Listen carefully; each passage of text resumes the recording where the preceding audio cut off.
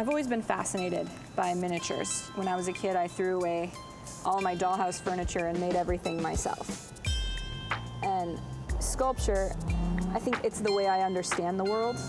Kind of think three-dimensionally like that. I'm not going for cute. I mean, it's cute because it's small. It's cute by its nature, and so I don't need to push it.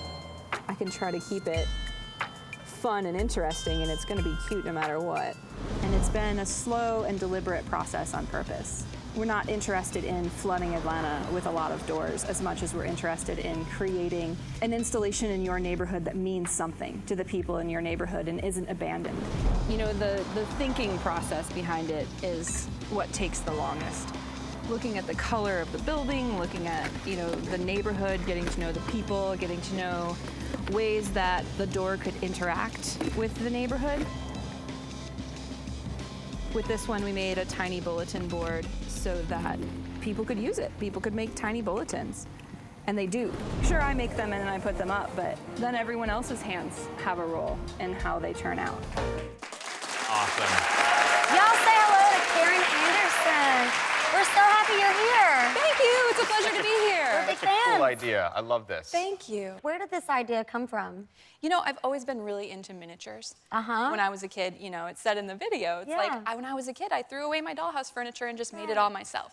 And a lot of kids are really interested in that drama of what doll. I didn't need dolls.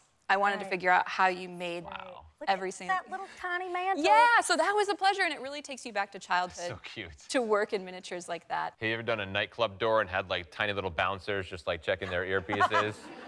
Yeah. People No, waiting just online. kidding. Because the possibilities are endless. You adapt to the environment. Yeah. The possibilities are really, you can do anything you want. Right. Yeah. And it's fascinating. Sometimes people leave little items.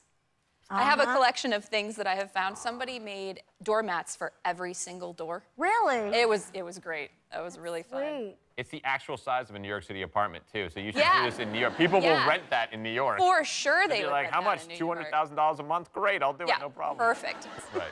Do you have a tiny little workshop where you make your tiny cute little doors? You know what? It is appropriately tiny. It is 8 by 8, so it is 64 square feet of very well-organized tiny things. Wonderful. Yep. Is it just a section of like your house or your apartment, really, or is Yeah, I live in a loft, and it's up a 10-foot ladder, and it's 8 by 8, and we get it all done in there. Oh, that's so cute. And you did one for Reese Witherspoon's store. I did James. one for Draper James. That was a pleasure. You know, it's the same. That's a big deal. I mean, It Reese was fun. Witherspoon. Yeah. Yeah. Oh, how cute. And it's the same idea for somewhere like Draper James that it is for the city. I'm really looking at what's important to them, what their store looks like, what it feels like, who's there, and then try to make something that looks and feels like it belongs to their store. I went back recently and they were like, have you ever seen our tiny door? And I was like, yes, I have. And I got really excited and I looked and they had painted on the mirror, take a look at our tiny door because so many people were coming and it made me feel really good to see it. It's great. I imagine people will now commission you. Is it still just street art for love it, or do people commission you like, can we get Commissions a tiny are door? a big part of my job. Oh, nice. Yeah, Good. yeah, Good, and I love it. Do it. It's great. And you've been working on a tiny door for us? I yeah? have. Oh. Yeah. It has been a total pleasure. Thank you very much. Well, this is climate controlled because you're indoors, so it's fun. It's not going to rain on you. It's not the same as street art. It's much nicer in here. Can we invite you back in a little bit to show us the end results of the tiny door? I would love to. Thank you so much. All right, the time has come. Karen, show us what you made. I would love to. So this is your tiny door designed to match your set. That is awesome. It is so cute. You did it. You actually matched the set. Great. And then it's faithful approved. I know, right? Oh my God, that's so cool. Talk us through what you did.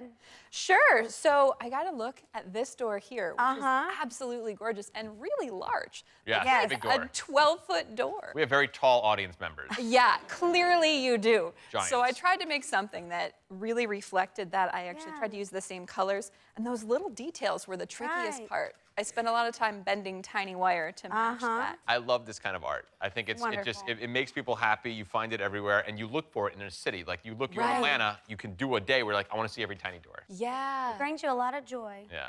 Public art is really important. It's the best. My favorite kind. Yeah. My favorite kind. It's free and public, and I try to make it something that everybody can enjoy. Love it. Dig it. Perfect. Thank you. Thank you, Ms. Karen. Thank you. So It's much. been an honor.